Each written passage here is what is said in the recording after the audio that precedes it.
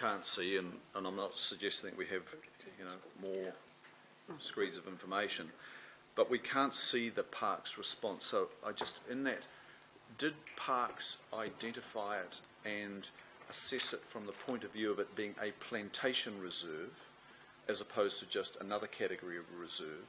Because I can see from the aerial it is heavily treed, which suggests the plantation reserve status suits.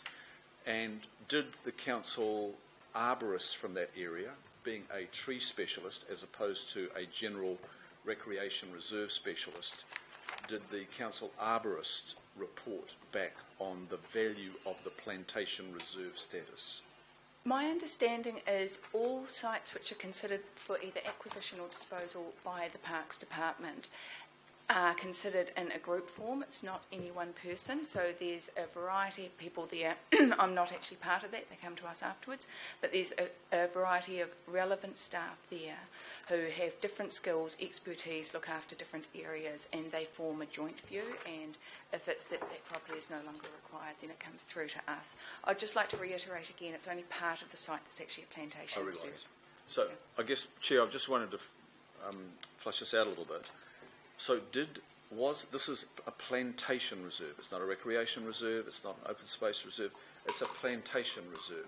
So in the documentation that you received, there is an assessment of it in critical language that refers to the value of it being a plantation reserve and that those values no longer exist and therefore it can be revoked.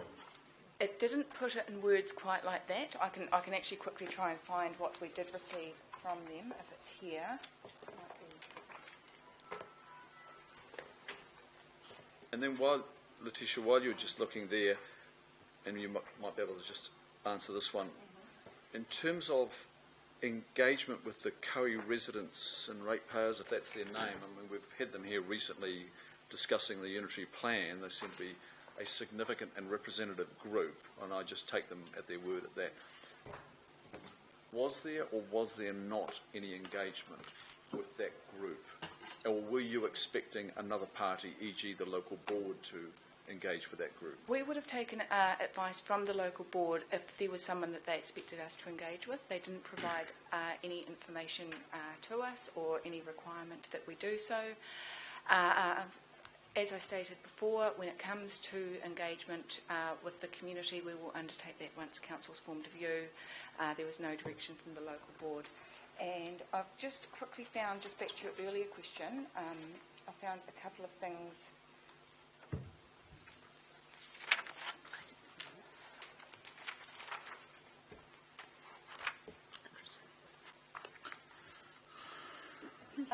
The review by the Parks team said that this is 49 Nihil Crescent is a 10 metre wide corridor of land running south from Nihil Crescent and at its south end branches out to the west towards Codrington Crescent.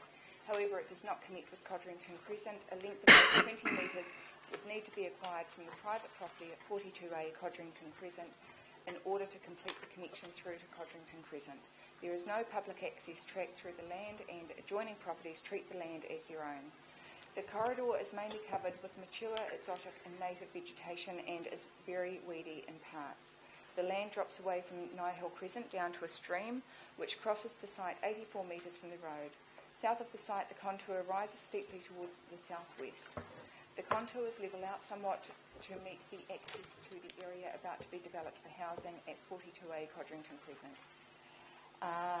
The property at 49 Nihil Crescent is a reserve, subject to the Reserves Act 1977, and was considered by the Acquisitions Review Group at their meeting of 26 November 2014. Divestment of the property was supported by the group. Although the connection is not identified as a connection on the draft Ōrākei Local Board Greenways Plan, it is noted that this document is still in draft. So that was what we got from that group. We also have the Heritage team review all of our properties. They didn't raise any issues if there have been notable trees or anything like that on there, which they sometimes do, or recommend that the site have some form of survey. And I've also just found the closed landfills and contaminated land summary that we've got. Sorry, this involved several properties. In respect of the response of evidence of contamination, there was no evidence of hail activity shown on historic aerial photos. This is a thin vegetated strip of land in a residential area which does not appear to have been used previously, and there is no information to suggest latent liabilities on this property. Okay. Now, I didn't hear the mention of. Did they mention plantation reserve, or they just? They didn't mention plantation reserve. No such thing under the Reserves Act. It's a plantation reserve. No such thing. But I'm hearing that referred to in a number of places. So now you've confused me, Councillor. It was acquired as a plantation reserve in the 1920s. Yeah. So it no longer exists as a plantation reserve as such. But that's it meant to sound a bit funny and redundant. It's a local purposes reserve. yeah. So Not a in, plantation. yeah. Thank you. That you But finished. clever use of The language. final question is, the neighbours have been consulted. It doesn't say that in this report, it says it in the earlier report, which I gather is that your report, the earlier report? I'm not sure exactly. I'm not sure exactly what that reference was to, and it looks like Ms. Hawker's left, so I can't verify that with her. My understanding is that some of the neighbours have expressed an interest with Panuku in purchasing this and various parts of the site, and we've simply given our standard response of this is currently going through council due diligence and taking details, and will be in touch, which I wouldn't consider consultation personally. Okay, thank you. Councillor Wayne Walker.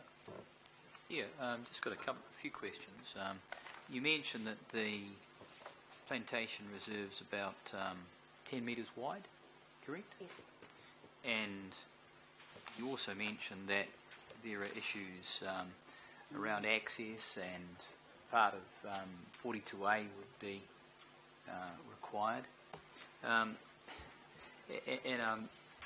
I'm picking up on the lead that Councillor Fletcher gave about the Greenways plan, which is around linkages and access, and as much and all as it's green, it also goes to transport, walking, cycling, and the like. Apparently, we don't have an overall plan, a Greenways plan. I just wonder if Auckland Transport takes any interest in linkages between areas, particularly when we're also trying to encourage people to catch buses and they have to walk to bus stops and the like. And I guess what follows on from this is the possibility, given that you don't necessarily need 10 metres wide, but a walkway could be somewhat narrower, and it might be possible to come to an arrangement with the developer of a neighbouring property through a sale agreement to actually have a walkway developed. I mean, that is the sort of lateral thought that I Councillor Walker, would encourage, you're Mr. Chair. extending the parameters of this paper. We're not talking. I mean, Auckland Transport have an issue. I've been to Auckland Transport and talked to them. May I finish my questioning, sir? Well, you are covering a lot of ground in leading up to the question. So, can you ask the question, please?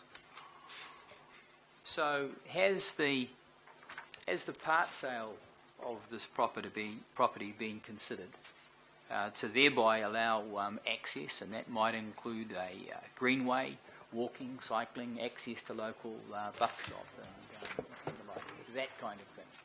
Can I just on your point about Auckland Transport have reviewed the site, as they do with all the properties that go through our rationalisation process. Just yesterday on a completely different property, I was advised by Auckland Transport that they wanted something that we've had a purchaser inquiry about, that they wanted it retained as part of a wider network, and they've asked that I transfer that through to them, which will be happening. So they do review these, and that does happen from time to time. In respect of this one, they did review this, and there was no response whatsoever.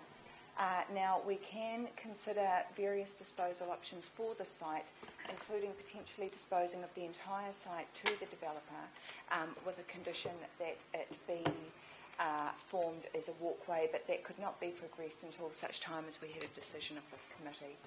Okay, well, through you, Mr. Chair, no response from Auckland Transport, in my view, is not sufficient here. I would suggest that there needs to be a response. Well, hang on, we're into question. So have you sought a response from Auckland Transport further? They just haven't got back to you.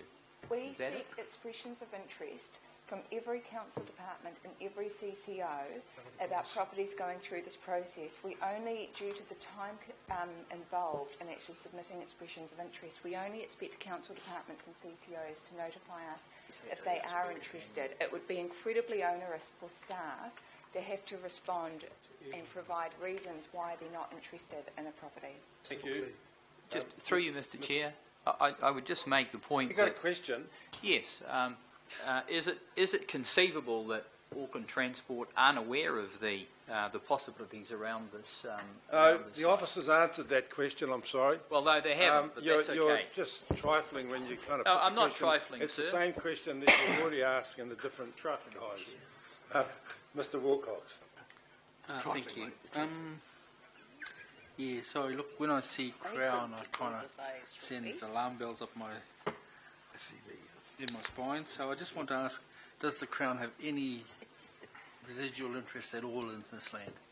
No, not at all. And we have done the initial stages of just letting DOC know about the site and the potential reserve revocation, and no issues have been raised. Yeah, okay. And the final one is, in your Maori impact statement and iwi feedback, a lot of the discussion that the response has been regarding commercial interest.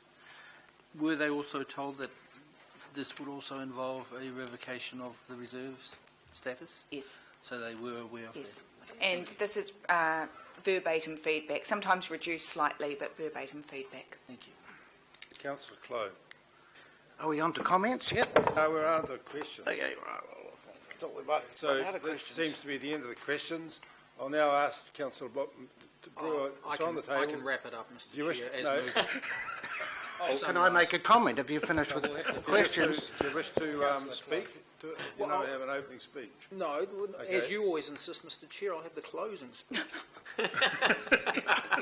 Councillor Lee, you're first on the list for... Wait, point of order. I thought he's having the closing speech. Can I have the close speech? Because you gave me the next speaking order. No, I've got a speaking order let already. Councillor Councillor Lee, Clow, you'll defer to Councillor Clow, will you, Councillor Lee?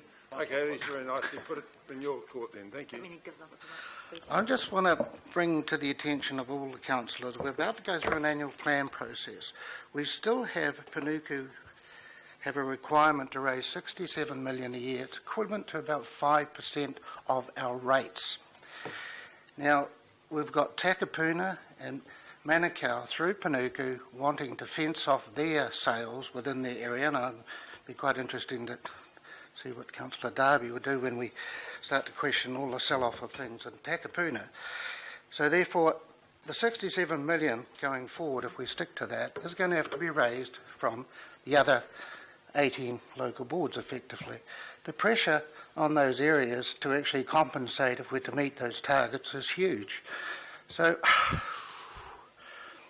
the local board says to sell it, iwi says to sell it, pretty well everyone's saying to sell it, and we're going through the hoops here, and that's democracy, but I'm just bringing to everyone's attention, as the Deputy Chair of Finance, that we've got incredible pressures here, and if we're struggling with this, we're going to be struggling with a lot of other properties, and I dare say, as I say, Councillor Darby may not want us to be going through the hoops totally because when anything comes up to be sold in Takapuna, because it may put a cod wash on a whole lot of plans there. So that's just a comment. Thank you. Councillor Lee, you're in a corner here. Thank you very much. Speaker I've got on Thank the you very list. much, Mr. Chairman. I want to thank Mrs. Holker for bringing this matter, her concerns, to our attention.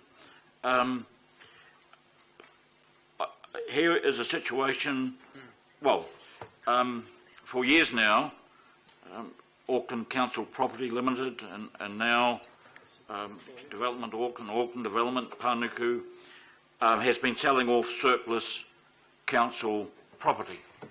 And by and large, without any challenge at all, I certainly haven't challenged their approvals to sell off council property, apart from the odd property which a local board has identified as important or significant for local purposes.